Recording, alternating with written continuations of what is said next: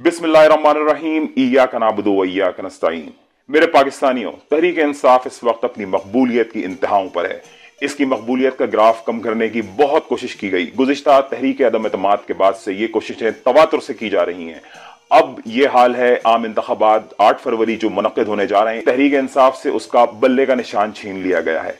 अब बल्ले के निशान छीन लिए जाने के बाद सूरत हाल ये है कि तमाम उम्मीदवार मुख्तलिफ आज़ाद निशानों पर आज़ाद हैसियत में इंतखाब लड़ेंगे। सवाल ये है, इंतखाबात के अंदर ये तमाम के तमाम उम्मीदवार अगर 2/3 से कामयाबी हासिल कर लें या बड़ी तादाद में लोग कामयाबी हासिल करें तो इसके बाद आखिर होगा क्या? इस सवाल का जवाब हम जानेंगे। अगर आप तहरीक इंसाफ के सपोर्टर हैं तो आपके लिए इस वीडियो के अंदर मालूमात का एक ऐसा खजाना मौजूद है जो आपको वोट डालने से कबल ना सिर्फ खुद देखना है बल्कि अपने साथी तमाम सपोर्टर्स को यह वीडियो दिखानी है। और अगर आप तहरीक इंसाफ के सपोर्टर नहीं हैं और अगर आप तहरीक इंसाफ से कोई ताल्लुक भी नहीं है तो भी आप ये वीडियो देखें। आप तहरीक इंसाफ के लोगों तक, उनके वोटर्स तक इस वीडियो को खुद पहुंचाएंगे और इसकी तरवीज का जरिया बनेंगे। वीडियो में आगे बढ़ने से पहले हमारे चैनल को सब्सक्राइब कर लें और बेल के निशान पर क्लिक कर दें। मैं हूं आरएच, यह है खास खबर, आप मेरे साथ हैं, आखिर तक रहिएगा।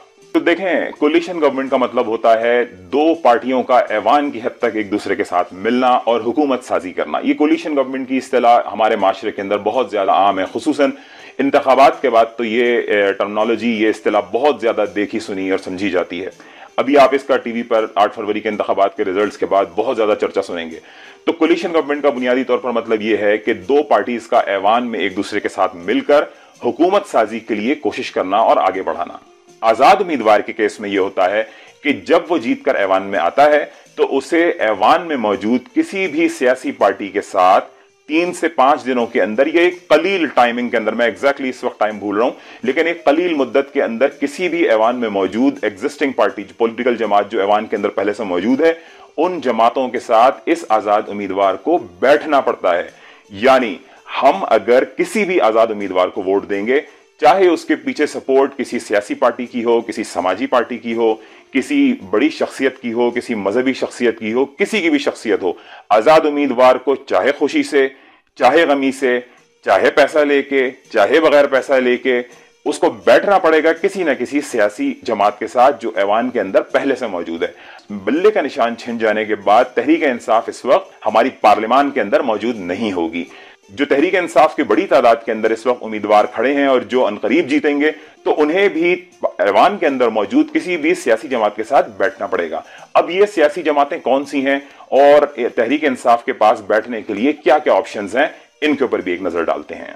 तहरीक अदम एतमाद के कामयाब होने के बाद पाकिस्तानी सियासत अमलन एक मुसल्लस के अंदर तकसीम हो गई है, जिसके एक कोने पर तहरीक इंसाफ है, दूसरे कोने पर पीडीएम और उसकी हामी सारी जमातें हैं और तीसरे कोने पर जमात इस्लामी और वो सारी सियासी जमातें हैं जिन्होंने तहरीक अदम एतमाद के अंदर कोई हिस्सा नहीं लिया। तहरीक इंसाफ के वो तमाम आजाद उम्मीदवार जो इस वक्त आजाद हैसियत के अंदर इंतखाबात के अंदर हिस्सा ले रहे हैं, इनके बारे में पीपल्स पार्टी के बिलावल साहब फरमाते हैं कि वो आजाद उम्मीदवारों के साथ मिलकर हुकूमत बनाएंगे। दूसरी तरफ नवाज शरीफ और पीएमएलएन को देखें तो वो इस वक्त पाकिस्तान में, नवाज शरीफ कायद की हैसियत से पाकिस्तान वापस आ चुके हैं। उनके सारे केसेस को भी माफ करके उन्हें इंतखाबात लड़ने के लिए और इंतखाबात में हिस्सा लेने के लिए अहल करार दे दिया गया है और वो इंतखाबात लड़ रहे हैं। तो ये दो जमातें इस वक्त बड़ी सियासी जमातें हैं जो जिनके साथ आपके नुमाइंदे को जो आजाद उम्मीदवार की हैसियत से जीत कर आएगा, बैठना पड़ेगा। अब तहरीक इंसाफ के वो तमाम सपोर्टर्स जो आइंदा इंतखाबात में तहरीक इंसाफ के आजाद उम्मीदवारों को वोट देने के लिए जा रहे हैं, वो अब इन हकायक के ऊपर भी एक नजर डाल लें। माजी में जब तहरीक अदम एतमाद कामयाब नहीं हुई थी तो पीडीएम की सारी जमातें बहुत ज्यादा वाबेला कर रही थी कि तहरीक इंसाफ के लोग इनके साथ शामिल हैं और ये अदम एतमाद को कामयाब करवा देंगे। और हुआ क्या? तहरीक अदम एतमाद कामयाब हो गई। तहरीक अदम एतमाद के कामयाब होने का मतलब यह है कि वो सिंपल मेजोरिटी, असेंबली का 50% जो हुकूमत के साथ यानी इमरान खान हुकूमत के साथ माजी में मौजूद था, वो उसमें से कुछ लोग टूटकर तहरीक इंसाफ के पीडीएम की जमातों के साथ जाके मिल गए। नतीजतन हुकूमत के पास अक्सरियत कम हो गई और तहरीक अदम एतमाद कामयाब हो गई। ये लोग पैसों से बिके, बगैर पैसों के गए, क्या गए, इस सबको आप मुझसे ज्यादा बेहतर जानते हैं। पंजाब असेंबली में क्या हुआ? पंजाब असेंबली के अंदर भी इसी तरह की सूरत हाल हुई। पंजाब असेंबली के अंदर उस्मान बुज़दार हुकूमत को गिराने के लिए तहरीक इंसाफ के 25 लोगों ने फ्लोर क्रॉस किया, जिन्हें बाद में इमरान खान और पाकिस्तान तहरीक इंसाफ ने मिलकर डी सीट करवाया। यानी 25 लोग एक साथ अपोजिशन की झोली में चले गए। ये वो लोग थे जिनके ऊपर इमरान खान और तहरीक इंसाफ का बहुत ज्यादा एतमाद और एतबार था, यानी पार्लियामेंटेरियंस थे। पार्लियामेंटेरियंस टियर 1 की क़यादत होती है और इससे ज्यादा बाएतमाद पार्टी के लिए और कौन लोग हो सकते हैं। ये 25 अरकान पंजाब हुकूमत से निकलकर पीडीएम की सियासी जमातों के साथ मिल गए और नतीजतन पंजाब हुकूमत भी गिर गई। कराची कैंट के हालिया इलेक्शंस के ऊपर नजर डालें जो बल्दियाती इंतखाबात से पहले हुए थे। इनके अंदर क्या हुआ? बड़ी तादाद में पाकिस्तान तहरीक इंसाफ के और जमात इस्लामी के लोग कामयाब हुए थे। उम्मीद की जा रही थी कि पाकिस्तान तहरीक इंसाफ और जमात इस्लामी के लोग मिलकर हुकूमत बनाएंगे, लेकिन ये क्या, अचानक से अगले दिन खबर आती है कि पीपल्स पार्टी का कराची कैंटोनमेंट बोर्ड के अंदर चेयरमैन आ गया। ये कैसे हुआ? यहां पे भी तहरीक इंसाफ के लोग पीपल्स पार्टी के हाथों फरोख्त हो गए। इसी तरह कराची बल्दियाती इंतखाब के अंदर नजर डालें, यहां पे भी 30-31 चेयरमैन पाकिस्तान तहरीक इंसाफ के कराची से मैंडेट लेकर आए थे। लोगों ने इनके ऊपर एतमाद किया था, लेकिन पार्टी क़यादत के हुक्म की खिलाफ वर्जी करते हुए यहां भी इन 30-31 चेयरमैनों ने एक साथ पीपल्स पार्टी के हक में गवाही दे दी और नतीजतन मुर्तजा वहाब साहब कराची के मेयर बन गए। हालांकि इस वक्त मुर्तजा वहाब साहब के पास कराची सिटी काउंसिल में अक्सरियत मौजूद नहीं है। गुज़िश्ता 2 साल के दौरान तहरीक इंसाफ के लोग 4 मरतबा बिक गए। ऐसा क्यों हुआ? ये आप अपने दरवाजे पर आने वाले तहरीक इंसाफ के उम्मीदवारों से जरूर पूछिएगा। और इसी के साथ साथ आपको एक मजेदार लतीफा सुनाते हैं। अभी गुज़िश्ता माह जब बल्ले पर सुप्रीम कोर्ट की रूलिंग आई थी तो उस दिन बैरिस्टर गौहर जो चेयरमैन पीटीआई हैं इस वक्त इमरान खान की गैर हाजिरी में, उन्होंने सुप्रीम कोर्ट के बाहर खड़े होकर प्रेस ब्रीफिंग दी और कहा कि आपने बल्ले का निशान जो छीना है, इस वक्त बल्ले का निशान छीनने से आपने करप्शन का नया दरवाजा खोला है। ये करप्शन का नया दरवाजा कौन सा है? अगर माजी के तजर्बात के ऊपर हम नजर डालें तो इस करप्शन के दरवाजे से मुराद ये है कि इस इंतखाबात के अंदर दोबारा से हॉर्स ट्रेडिंग और खरीदो फरोख्त की सियासत उरूज पर पहुंचने वाली है। यह है वो करप्शन का दरवाजा जिसकी निशानदही बैरिस्टर गौहर चेयरमैन पीटीआई ने सुप्रीम कोर्ट के बाहर खड़े होकर प्रेस ब्रीफिंग में दी थी। चेयरमैन पीटीआई बैरिस्टर गौहर के मुताबिक जब इन आजाद उम्मीदवारों पर किसी कानून का इतलाक भी नहीं होगा और पार्टी का इनके ऊपर कोई हुक्म भी नहीं चलेगा तो ये सारे लोग बिकेंगे, इनकी खरीदो फरोख्त होगी, ये सारे लोग अपने पूरे पैसे लगवाएंगे और आप इन्हें इमरान खान के नाम पर वोट देंगे और ये जाके बैठे हुए होंगे पीडीएम की सियासी जमातों के पास। और इसके बाद क्या होगा भाई? हमारी और आपकी उम्मीदों का, उमंगों का जनाजा होगा। अब जबकि इनके ऊपर पाकिस्तान तहरीक इंसाफ की कानूनी गिरफ्त भी मौजूद नहीं होगी तो आप सोचें ये तहरीक इंसाफ के आजाद उम्मीदवार किस कदर जाके बिकेंगे, कितना बिकेंगे और कहां कहां बिकेंगे। इस वक्त आम इंतखाबात में 2 दिन बचे हैं।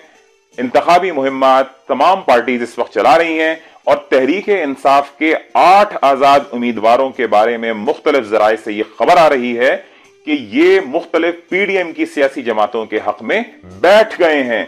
आप अंदाजा करें कि तहरीक इंसाफ के ये लोग हमारे भाई हैं लेकिन इंतहाई कमजोर वाक़ हुए हैं। क्या मरकजी क़यादत और क्या नीचे खड़े हुए आम कारकुनान 2-2 घंटे की जेल कस्टडी से सारे के सारे पार्टी छोड़कर भाग गए। इसके अलावा दीगर टियर 1 की क़यादत भी इस वक्त आपको कहीं देखने में नजर नहीं आती। तकलीफ दे तरीन पहलू यह है कि आप अगर आजाद उम्मीदवार को वोट देंगे तो किस आजाद उम्मीदवार को वोट देंगे?